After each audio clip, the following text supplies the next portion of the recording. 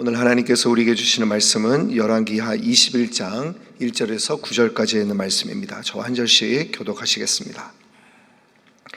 므낫세가 왕이 될 때 나이가 12세라 예루살렘에서 55년간 다스리니라. 그의 어머니의 이름은 헵시바더라.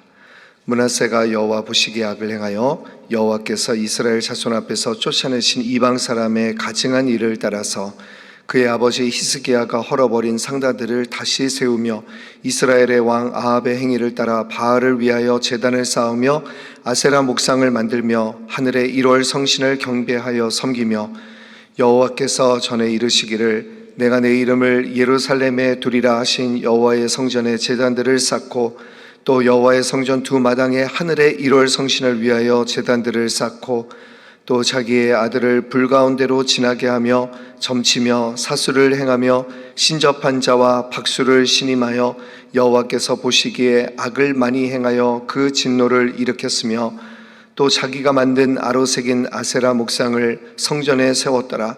이쪽에 여호와께서 이 성전에 대하여 다윗과 그의 아들 솔로몬에게 이르시기를 내가 이스라엘의 모든 지파 중에서 택한 이 성전과 예루살렘에 내 이름을 영원히 둘지라.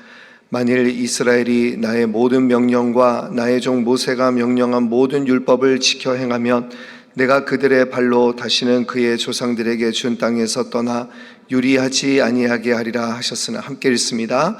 이 백성이 듣지 아니하였고 므낫세의 꾀물 받고 악을 행한 것이 여호와께서 이스라엘 자손 앞에서 멸하신 여러 민족보다 더 심하였더라. 아멘. 오늘 본문은 히스기야에 이어서 그의 아들 므낫세가 왕으로 등극하는 장면입니다. 오늘 본문에서 1절부터 이 므낫세에 대한 몇 가지 정보가 나오는데 우리 한번 1절 한번 보겠습니다. 1절 함께 읽어보겠습니다.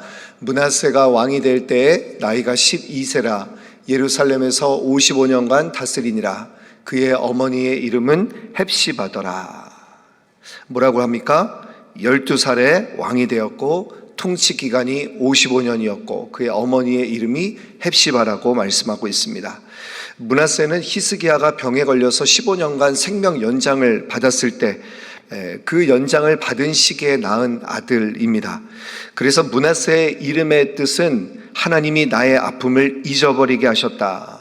히스기야에게 정말 위로가 되었던 그런 아들입니다. 여러분, 히스기야가 39살에 죽을 뻔했는데 15년의 생명을 연장받고 3년이 지난 후쯤 그렇게 하나님께서 주신 아들로 알려져 있습니다. 늦둥이 아들이죠. 얼마나 예뻤으면 하나님께서 나의 아픔을 잊어버리게 하셨다 이렇게 고백했습니까? 그리고 므낫세의 어머니 이름이 헵시바라고 이렇게 알려져 있습니다. 보통 어머니의 이름을 소개할 때 그 출신 지파를, 출신 가문을 소개하는데 이 헵시바는 이름만 나와 있습니다. 여러분, 성경에 또 헵시바가 나와 있는 본문이 이사야 62장 4절에서 이 유다를 이제 회복하실 것을 말씀하시면서 오직 너를 헵시바라 하며 내 땅을 뷸라라 하리니. 헵시바라는 뜻은 헵시라는 뜻이 나의 기쁨이라는 뜻입니다. 바라는 것은 그녀에게. 그러니까 무슨 뜻입니까? 나의 기쁨이, 하나님의 기쁨이 그녀에게 있다. 이 예루살렘의 별명이라고 할 수 있는 말인데 얼마나 멋진 이름입니까? 그러니까 여러분, 므낫세는 믿음의 부모 아래서, 아주 좋은 부모 아래서 자란 그런 아들이었다라는 것입니다. 그런데 그 다음 내용을 보면 므낫세는 이스라엘에서 가장 악한 일들을 자행하는 그런 평가가 너무나도 안 좋은 모습으로 되어 있는 것을 볼 수가 있습니다. 참 아이러니하지 않습니까? 여러분, 특별히 이 아버지가 믿음 좋기로 소문난 왕입니다. 기도로 아수르를 물리쳤고 그리고 기도로 15년간 생명을 연장받았던 그런 히스기야가 아버지인데 얼마나 신실했겠습니까? 그런데 여러분도 아시다시피 이 히스기야가 말년에 치명적인 교만의 죄를 범했잖아요. 그러니까 이 므낫세의 삶에 긍정적인 영향을 하지 못한 것이 분명하다고 할 수가 있습니다. 잠언 말씀에 보면 마땅히 행할 길을 아이에게 가르치면 늙어도 그것을 떠나지 아니하리라 말씀을 하셨는데 제대로 신앙 교육이 이루어지지 않은 것입니다. 자, 그래서 여러분 므낫세에 대한 평가를 우리가 함께 보겠습니다. 우리 2절 말씀 같이 읽어보겠습니다. 시작. 므낫세가 여호와 보시기에 악을 행하여 여호와께서 이스라엘 자손 앞에서 쫓아내신 이방 사람의 가증한 일을 따라서. 자, 그래서 이제 2절부터 6절까지 여호와 앞에 이 므낫세가 지은 7가지의 죄를 소개하고 있습니다. 여러분 7이라는 숫자는 완전수입니다. 그러니까 이 말은 무슨 말입니까? 얼마나 많은 악한 일들을 저질렀는가를 강조하고 있다는 것입니다. 그래서 우리가 므낫세의 죄를 보고 있으면 지난 수백 년간 이스라엘에서 진행된 영적 부패의 최종판을 우리가 보는 것처럼 이스라엘에서 가장 악한 왕이다, 그렇게 우리가 말씀드릴 수 있을 것 같습니다. 하나님이 싫어하시는 것만 골라서 했습니다. 그래서 심지어 하나님의 성전에 우상을 세웠습니다. 우리 5절 말씀 한번 볼까요? 5절 시작. 또 여호와의 성전 두 마당에 하늘의 1월 성신을 위하여 제단들을 쌓고, 여호와의 성전에 1월 성신 제단들을 쌓았다라는 거예요. 7절 말씀 볼까요? 7절 시작. 또 자기가 만든 아로새긴 아세라 목상을 성전에 세웠더라. 아로새긴 목상을 성전에 세웠다라는 거예요. 또 6절 한번 보겠습니다. 6절 보시면 뭐라고 그랬습니까? 또 자기의 아들을 불 가운데로 지나게 하며 점치며 사수를 행하며 신접한 자와 박수를 신임하여 여호와께서 보시기에 악을 많이 행하였다, 이렇게 말씀하고 있습니다. 점쟁이를 찾았다라는 것입니다. 여러분 우상을 숭배하는 이유가 무엇입니까? 단 한 가지입니다. 여러분 무당 앞에서 헌신을 다짐하는 사람 없어요. 내가 원하는 것, 내가 그 원하는 것을 이루기 위해서, 나의 병이 낫기 위해서, 그래서 나의 욕망을 가지고 무당을 찾아간다라는 거예요. 내가 얻으려고 하는 것이 그 무당 앞에서, 그 잘못된 신 앞에서 헌신을 다짐하는 사람은 없습니다. 나는 바뀌지 않고 내가 원하는 것이 이루어지길 원하는 마음, 그것이 바로 우상숭배라고 말씀드릴 수 있습니다.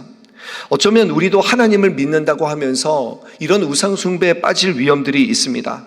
하나님의 뜻대로, 하나님의 말씀대로 내가 바뀌어지는 것이 아니라 내가 원하는 것을 이루기 위해서 우상숭배처럼 하나님을 수단으로 여기는 그런 모습이라고 한다면 우리도 우상숭배 가운데 나아갈 수 있다는 것이죠. 여러분 축복이 잘못된 것이 아닙니다. 그러나 그 축복이 목적이 되어버리는 순간, 하나님보다 그 축복이 나에게 더 원하는 것이 되어지는 순간 우리는 우상숭배에 빠질 위험이 있다는 것입니다. 여러분 므낫세가 왜 우상을 들여왔을까요? 저 보이는 강대국들 아수르, 바벨론, 애국과 같은 큰 나라들을 보니까 내가 있는 이 나라가, 자신의 나라가 보잘것없이 보이고 자신이 보이는 대로 그 세상의 가치관대로 따라가다 보니까 그들 나라의 신을 섬기면 우리도 잘 될 것 같은 생각이 들어서 그 온갖 우상을 그 이스라엘로 가지고 온 것입니다. 번영을 위해서, 잘 되기 위해서 그 모든 우상을 들여왔다라는 것입니다. 그러니까 보이는 것에 집중하는 것, 보이는 것에 집중하는 마음이 이 므낫세를 악한 죄에 빠지게 만들었다는 것입니다. 저는 오늘 말씀을 묵상하다가 저의 마음속에 아주 강하게 다가온 그런 구절이 있었습니다. 우리 2절 말씀 다시 한번 읽어볼까요? 2절 시작. 므낫세가 여호와 보시기에 악을 행하며 여호와께서 이스라엘 자손 앞에서 쫓아내신 이방 사람의 가증한 일을 따라서, 뭐라고 그랬습니까? 므낫세가 여호와 보시기에 악을 행하였다. 여호와 보시기에. 여러분 왕들의 평가 기준은 단 한 가지입니다. 여호와 보시기에, 여호와 보시기에. 여러분 우리도 마찬가지입니다. 그리스도인은 하나님의 눈 앞에서 사는 사람이라는 것을 꼭 기억하시기를 바랍니다. 나를 평가하는 존재는 다른 사람이 아니에요. 심지어 나 자신도 아닙니다. 하나님이십니다. 하나님이 나를 나보다 훨씬 더 잘 아신다라는 거예요. 이 라틴어에서 코람데오라는 말이 있습니다. 여러분 아시죠? 하나님 앞에서, 코람이라는 말이 앞에서라는 뜻이고, 그리고 데오라는 말이 하나님이라는 뜻이죠. 종교개혁자 칼빈이 좌우명으로 삼았던 말입니다. 코람데오, 하나님 앞에서. 하나님이 안 보이는 것처럼 함부로 살지 말고 하나님이 앞에 계신 것처럼 그분의 눈길을 의식하면서 살라는 뜻입니다. 다르게 말하면 나는 하나님 앞에서 평가받는다라는 거예요.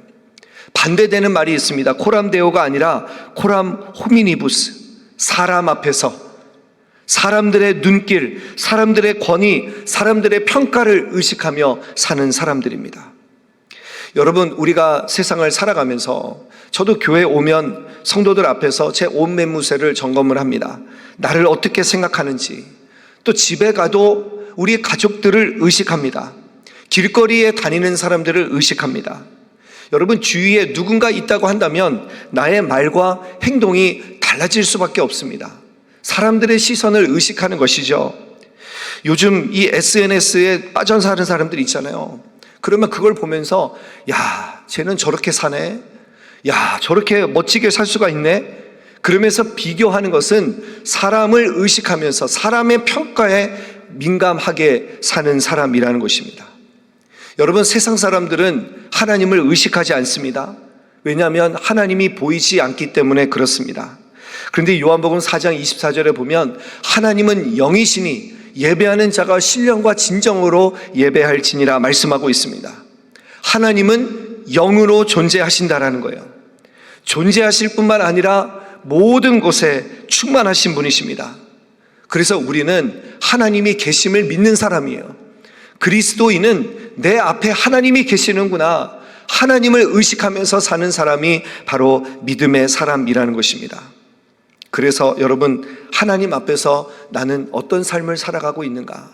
오늘 모든 삶을 통해서, 모든 순간을 통해서 여러분 하나님을 의식하시기를 바랍니다. 시편 53편 1절에 보면 어리석은 자는 그 마음에 이르기를 하나님이 없다 하도다. 어리석은 자는 하나님이 안 보인다, 하나님이 없다 하는 사람이 바로 어리석은 자라는 것입니다. 오늘 여러분 이 말씀을 꼭 기억하시기를 바랍니다. 우리의 삶은 하나님 보시기에 하나님이 분명히 우리의 삶을 평가하신다라는 거예요. 내 삶의 기준, 여호와 보시기에, 하나님 보시기에 어떤 삶을 살아가고 있는가. 저는 요셉을 참 좋아하는데, 여러분, 요셉이 이 보디발의 아내가 요셉을 유혹하려고 했을 때 요셉이 뭐라고 합니까? 창세기 39장 9절에 보면 내가 어찌 이 큰 악을 행하여 하나님께 득죄하리니까. 이 죄는 하나님께 득죄하는 거예요. 하나님을 의식하고 있는 것이죠. 여러분, 하나님을 의식하시며 오늘을 살아가시기를 바랍니다. 제가 이번에 영국 성지를 탐방하면서, 이 기독교 유적지를 탐방하면서 정말 제가 새롭게 발견한 분이 있습니다. 이분이 존 웨슬리 감리교 창시자입니다. 이분의 삶의 이분의 그 이야기를 들으면서 얼마나 감명을 많이 받은지 몰라요. 그런데 이 존 웨슬리가 항상 이 자신을 평가하는 질문을 만들었다라는 거예요. 바로 이 코람데오, 하나님 앞에서 나는 어떤 삶을 살아가고 있는가? 그래서 나는 항상 기뻐하고 있는가? 나는 항상 기도하고 있는가? 나는 항상 감사하고 있는가? 나는 하나님 보시기에 오늘 하루 정직한 삶을 살았는가? 잘 때마다 이 코람데오 질문, 하나님 앞에서 나를 평가하는 질문을 던지면서 자기 자신을 회개하는 모습으로 그렇게 살았다라는 말을 들었습니다. 여러분, 우리도 마찬가지입니다. 하나님이 우리 앞에 계십니다. 하나님 앞에서 오늘 어디를 가든지 어디에 있든지 여러분 하나님을 의식하며 살아가시기를 바랍니다. 그래서 오늘 나온 이 므낫세의 삶을 반면교사 삼아서 우리는 하나님이 보시기에 기뻐하시는 삶으로, 하나님이 보시기에 좋았더라, 하나님께서 칭찬하시는 삶으로, 우리의 기준이 세상이 아니라 하나님 보시기에 칭찬받는 저와 여러분들의 복된 삶이 되시기를 주님의 이름으로 간절히 축원합니다. 아멘. 이 시간 우리 하나님 앞에